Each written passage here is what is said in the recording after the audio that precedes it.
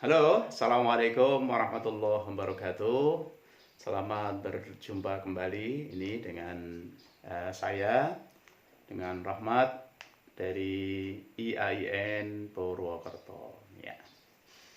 Untuk kali ini, saya sedikit akan menyampaikan tentang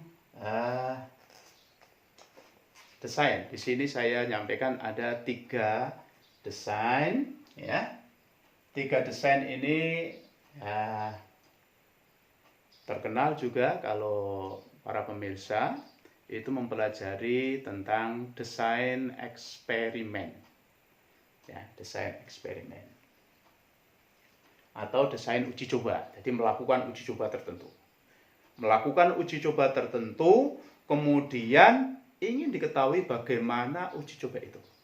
Misalnya pengaruh, misalnya begitu, ya. Misalnya uji tentang pengaruh, ya, pengaruh obat tertentu terhadap kondisi pasien, misalnya begitu, ya. Pengaruh pemberian misalnya vaksin tertentu, ya. Kalau sekarang misalnya lagi musim COVID-19 misalnya. Oke, sudah ditemukan misalnya ada vaksin tertentu, kemudian vaksin itu ingin diuji coba.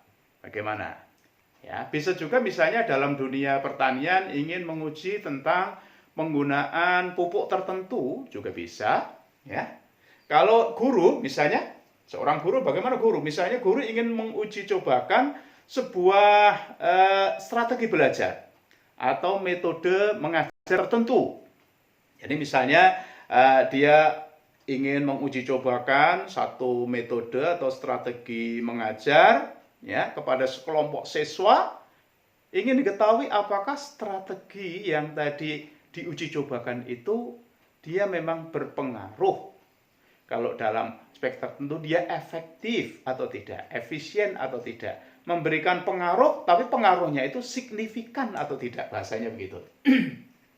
Nah, itu kalau dalam dunia kosmetik ya bisa aja. Ini misalnya treatment tentang kecantikan tertentu, ya, misalnya dengan bedak tertentu, dengan lotion tertentu, bagaimana kemarin. Nah, ini desain yang pertama. Desain yang pertama ini desain yang sangat sederhana, desain yang sederhana sekali ini, di mana di sini hanya ada 3 gambar, 3 gambar. Lihat di sini 3 gambar. Ada A, kemudian A1, kemudian di tengahnya ini ada tes. Atau kalau tidak tes ya ini treatment juga boleh, atau perlakuan. Ini bisa juga, ini adalah perlakuan atau treatment. Treatment tertentu, ya. Jadi misalnya dia diuji tertentu. Tadi misalnya bisa pupuk, bisa macam-macam. Nah, di sini ini kondisi awal. Apa anda kondisi awal? Ini tertulis, saya tulis di sini ada before atau sebelum. Kemudian di sini yang ujung terakhir ini adalah after. Ini sesudah. Jadi kondisi sebelum uji coba, kondisi sebelum perlakuan, kondisi sebelum treatment, dan ini kondisi sesudah treatment. Ya.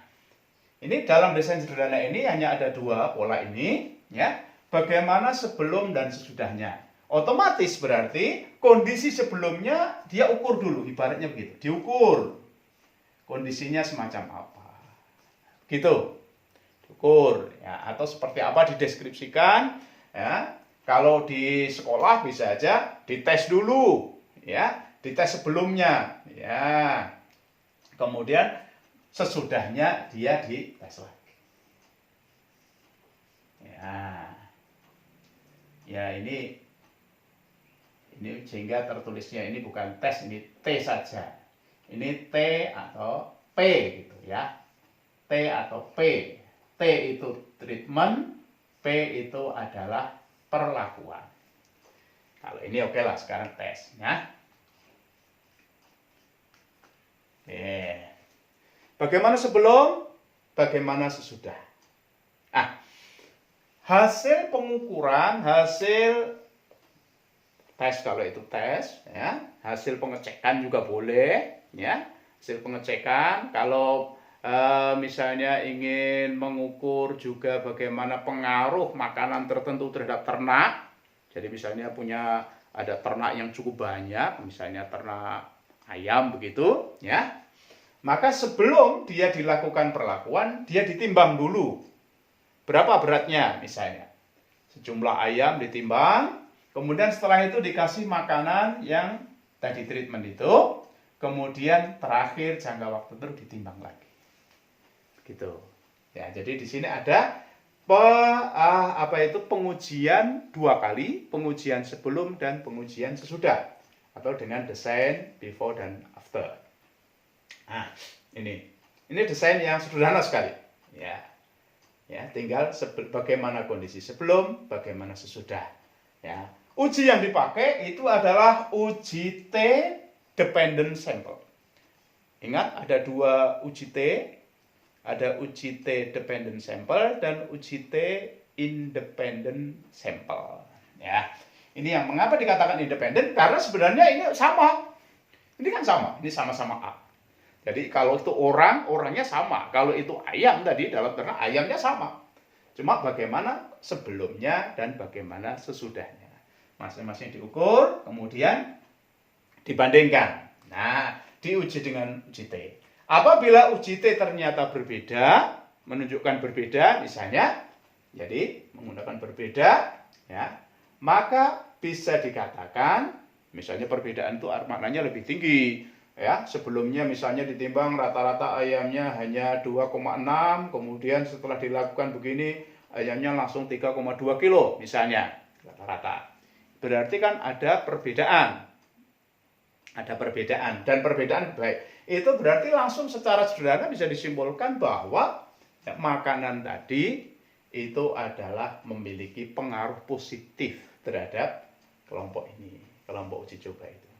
Kalau itu di sekolah, di lembaga pendidikan, misalnya guru ingin mengetahui bagaimana pengaruh metode tertentu, misalnya dia memilih strategi belajar tertentu, ya.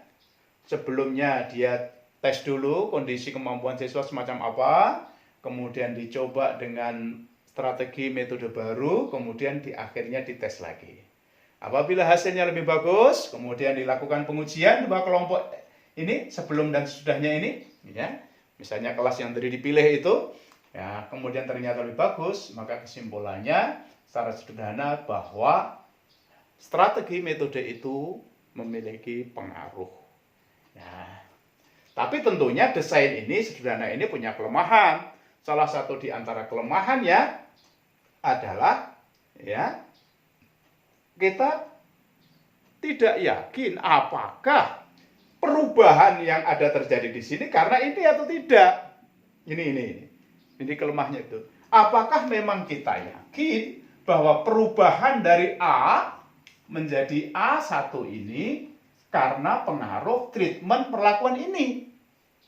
Ya, bisa jadi karena pengaruh yang lain. Nah, itulah kelemahan dari desain yang pertama ini. Oke, kita nanti akan melanjutkan kepada desain yang kedua. Untuk sementara sampai di sini. Assalamualaikum warahmatullahi wabarakatuh.